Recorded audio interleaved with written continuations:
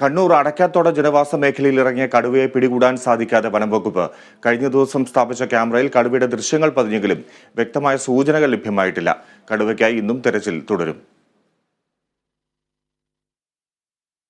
വിവരങ്ങളുമായി കണ്ണൂരിൽ നിന്ന് അമൽനാഥ് പാടിച്ചാൽ ചേരുന്നു. അമൽനാഥ്, കടുവയെ കണ്ടെത്താൻ കഴിഞ്ഞിട്ടില്ല, ദൃശ്യങ്ങൾ CCTV-യിൽ പതിഞ്ഞിട്ടുണ്ട്. അതുകൊണ്ട് തന്നെ ആ പ്രദേശത്ത് കടുവ ഉണ്ട് എന്ന് തന്നെയാണോ അധികൃതർ കരുതുന്നത്? എന്താണ് അവിടെ നിന്ന് ഇപ്പോൾ നൽകാവുന്ന വിവരങ്ങൾ?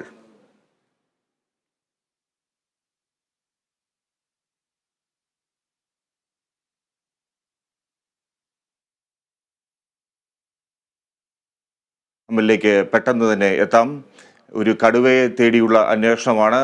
കണ്ണൂർ അടക്കാത്തോട് നിന്നാണ് ഈ ഒരു കടുവയെ തേടുന്നത്. ജനവാസ മേഖലയിൽ കടുവ ഇറങ്ങിയിരുന്നു. അതിനെ പിടികൂടാൻ സാധിക്കാതെ വനംവകുപ്പ് കുഴങ്ങുകയാണ്.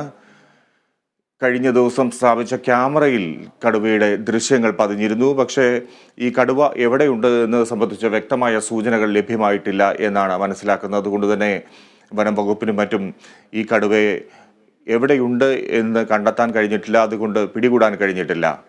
അമൽ വിവരങ്ങളുമായി ചേരുന്നു. അമൽ, ദൃശ്യങ്ങൾ ക്യാമറയിൽ പതിഞ്ഞിരുന്നു കടുവയുടെ, അതുകൊണ്ട് തന്നെ ആ പ്രദേശത്ത് കടുവ ഉണ്ട് എന്ന് തന്നെയാണോ വനംവകുപ്പിന്റെ ഒരു നിരീക്ഷണം, വിലയിരുത്തൽ?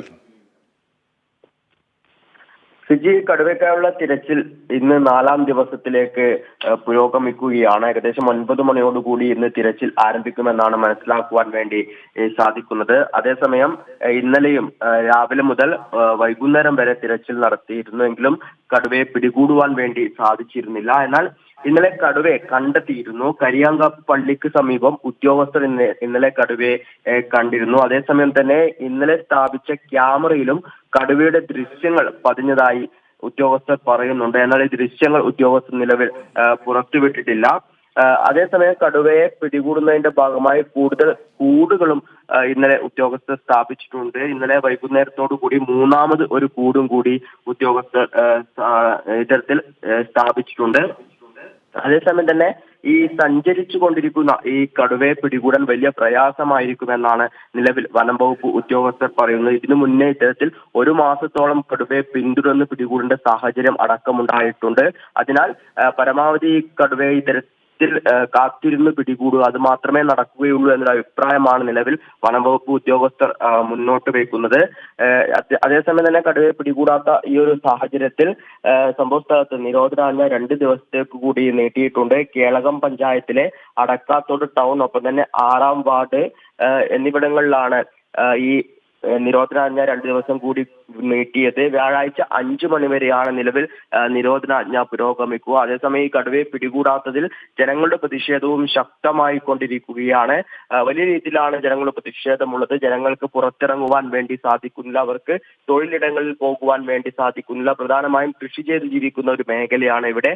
എന്നാൽ ഈ കടുവയുടെ സാന്നിധ്യം ഉണ്ടായതോടുകൂടി ഇവർക്ക് റബ്ബർ തോട്ടങ്ങളിൽ ടാപ്പിങ്ങിനോ ഒപ്പം തന്നെ കശുവണ്ടി ശേഖരണത്തിനായി പോലും പോകുവാൻ വേണ്ടി, പുറത്തിറങ്ങുവാൻ വേണ്ടി സാധിക്കുന്നില്ല എന്ന വലിയ ആരോപണങ്ങളാണ് നിലവിൽ ഉള്ളത്. ഞായറാഴ്ച കടുവയെ പിടികൂടുവാനുള്ള എല്ലാ സാഹചര്യവും ഉണ്ടായിട്ടും വനം വകുപ്പിന് അതിന് സാധിച്ചിട്ടില്ല. വലിയ പിഴവ് തന്നെയാണ് വനം വകുപ്പിന്റെ ഭാഗത്തു നിന്നും ഉണ്ടാകുന്നത്. ശരി അമൽനാഥ്, അതുകൊണ്ട് തന്നെ നാട്ടുകാർ പ്രതിഷേധത്തിലാണ്, അവർക്ക് പുറത്തിറങ്ങാൻ സാധിക്കാത്ത അവസ്ഥ.